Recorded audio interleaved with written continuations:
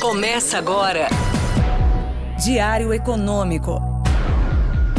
Um oferecimento do Canal Rural. Uma análise das principais informações que impactam os mercados, a economia global e do Brasil. Apresentação Marco Caruso.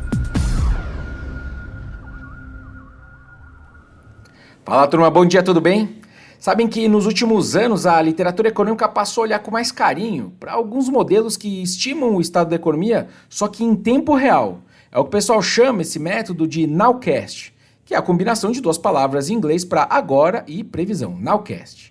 A ideia é particularmente útil em ambientes que estão muito dinâmicos, com a conjuntura movimentando rápido, ali mudando rápido, né? Durante períodos de volatilidade alta e também para a gente ter um cheiro sobre o efeito desse curtíssimo prazo nos dados de atividade. Me ajuda muito aí construindo essa ponte entre o vai e vem diário dos mercados e da agenda econômica com o cenário para frente. Bom, a gente rodou o nosso nowcast para o PIB brasileiro do quarto trimestre do ano passado, agora que o IBGE publicou todos os números de novembro.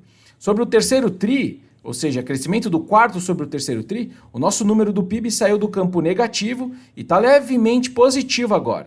Tanto a indústria quanto os serviços e vendas no varejo foram positivos naquele mês, né? Então justifica realmente essa melhora na ponta.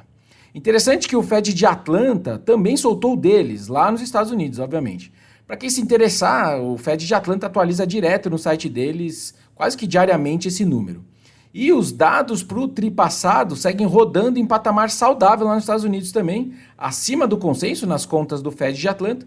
E inclusive eles agora revisaram para cima os números deles, com os dados que saíram também referentes ao varejo e à indústria americana. Então, surpresas para cima com esses dados e os diretores lá do Fed hesitando sobre falar de cortes de juros nesse começo da semana, foram suficientes para os traders também ficarem agora em cima do muro sobre o timing da primeira queda dos juros dos Estados Unidos.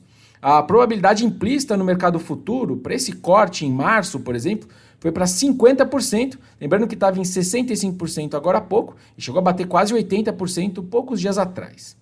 E aí, nessa obsessão do mercado por esses pormenores e miudezas como a data de início dos cortes de juros, os investidores seguem reduzindo o risco em todas as classes de ativos.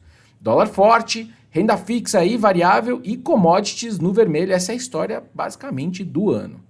Bom, mas nesse novo mantra dos BCs tentando cortar a animação da galera, a presidente do BC europeu, a Lagarde, deu uma declaração interessante.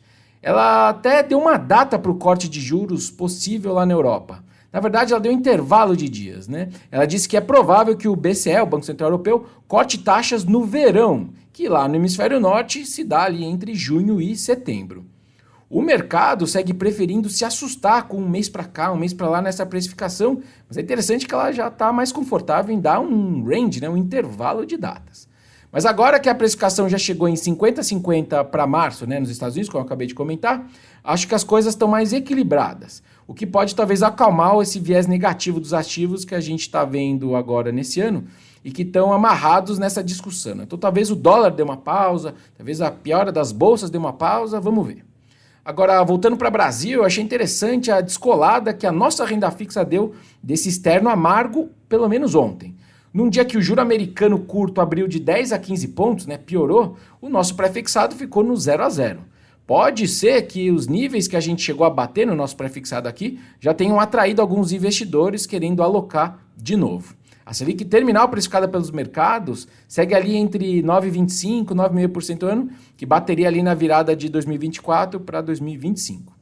Outro ponto que vale ter em mente também, como o petróleo é uma das poucas commodities que sobem nesse começo do ano, que está mais negativo nos outros mercados, e por conta dos riscos geopolíticos, né, os produtores, como o Brasil é um produtor de petróleo importante agora, eles conseguem ter algum descolamento dessa piora internacional. Não é coincidência que o nosso real no ano perde só metade do que a gente está vendo nas outras moedas pares para o dólar, né? O dólar está muito mais forte contra essas outras economias. Já no Ibovespa, isso já não é tão verdade, porque na verdade a Vale afunda junto com o minério de ferro lá fora. Os dois, o minério de ferro e a Vale, caem perto de 10% no acumulado desses dias de 2024, enquanto a Petro e o petróleo sobem perto aí de 1,5% no ano. No fundo, desde a invasão da Ucrânia, vem ficando claro que as commodities servem sim de proteção para os ativos brasileiros nesses eventos geopolíticos negativos.